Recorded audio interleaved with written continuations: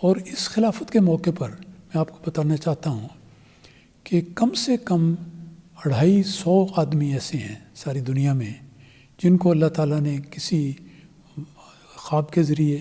کشف کے ذریعے یا ان کے دل میں یہ بات ڈالی گئی کہ کون شخص اگلا خلیفہ ہوگا. لیکن جیسا روایت ہے، جیسا تعلیم ہے، کسی بھی شخص نے، کسی ایک شخص نے بھی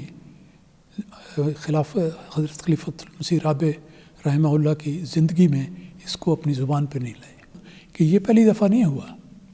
حضرت خلیفۃ المسیح اول رضی اللہ تعالیٰ عنہ کے زمانے میں بھی، خلیفۃ المسیح ثانی رضی اللہ تعالیٰ عنہ کے زمانے میں بھی، حضرت خلیفۃ المسیح ثالث رحمہ اللہ کے زمانے میں بھی، اور حضرت خلیفۃ المسیح رابع کے زمانے میں بھی بے شمار لوگوں نے خوابیں دیکھی.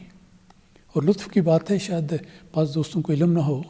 کہ یہ ساری خوابیں ایک اتنی بڑی موٹی کتاب کی شکل میں شائع شدہ ہیں،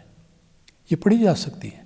اور یہ حضرت خلیفۃ المسیح خامس ایدہ اللہ تعالیٰ بنصر عزیز کی ایک بہت ہی پرمعرفت نصیحت تھی اور ہدایت تھی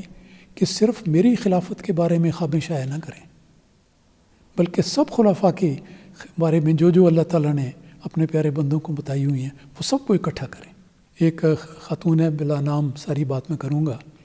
انہوں نے ذکر کیا کہ جس وقت انتخاب خلافت کا اجلاس ہو رہا تھا وہ ایک یورپ کے ملک میں تھی. ان کے خاوند باہر یہاں مسجد کے سڑک کے سامنے جو سڑک ہے اس پر بیٹھے ہوئے تھے ان لوگوں میں. کہتے ہیں انہوں نے ایک نظارہ دیکھا کہ آسمان سے ایک بہت ہی ڈیزلنگ لائٹ جس کو کہتے ہیں نا، ایک چندھیا دینے والی روشنی، بڑی تیز روشنی، وہ ایک گولے کی شکل میں اتری ہے اور وہ نیچے آ رہی ہے، نیچے آ رہی ہے، نیچے آ رہی ہے، حتیٰ کہ اس مسجد جس میں ہم بیٹھے ہوئے ہیں انہوں نے اپنے اس نظارے میں دیکھا کہ وہ مسجد کے عین اوپر آ کے وہ روشنی ٹھہر گئی. پھر ٹھہر گئی، کچھ دیر کے بعد وہ روشنی مسجد کے اندر داخل ہوئی. پھر مسجد کے اندر آ کے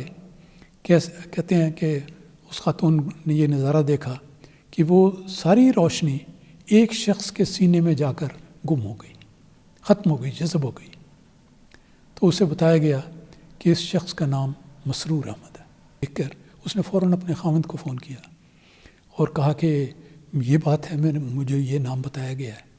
تو بیوی نے کہا کہ مجھے تو پتہ نہیں کہ کون ہے. تو خاوند کا جواب سنیے، وہ کہتا مجھے بھی نہیں پتہ کہ یہ کون ہے. تو خیر اس کے بعد یہ جو حقیقت ظاہر ہوئی